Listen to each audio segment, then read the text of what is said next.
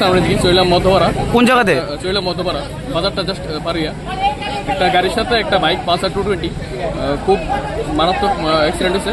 একটা লোক spot dead হয়েছে খুব সম্ভবত। আপনারা কি ফায়ার সার্ভিসে ফোন করছেন? ফায়ার সার্ভিসে এইমাত্র ফোন করছি, তারা এখনো আইসে না।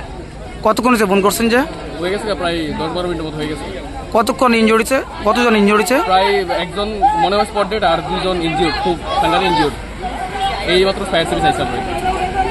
চিনছিলাম তো, এটা তো উত্তর চইলাম রাজস্থানী কালীটিরার মানিক দত্তর ছেলে হইল কার্তিক দত্ত। বয়সটা কত? বয়সটা কত 22-23 ঘটনা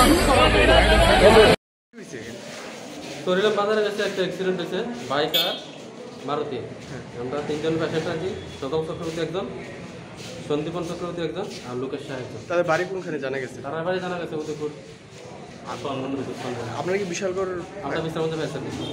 চরিরাম বাজারে অ্যাক্সিডেন্ট হয়েছে, কি গাড়ির সাথে হয়েছিল? মারুতি আর বাইক দেখছি আমরা।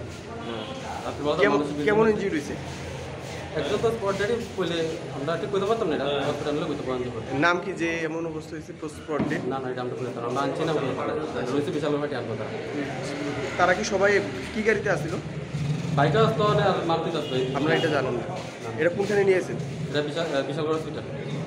সার্ভিস 4 জন পেশেন্ট নিয়ে এসছে, ওরা গুরুতর আহত। ওদের নাম হচ্ছে লোকেশ সাহা, নারায়ণ দেবনাথ, সঞ্জীবন চক্রবর্তী, সজল চক্রবর্তী।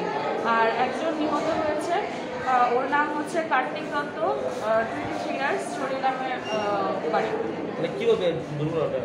হ্যাঁ, বাইকার যেটা জানা গেছে যে বাইকার গাড়ির সংঘর্ষ হয়েছে।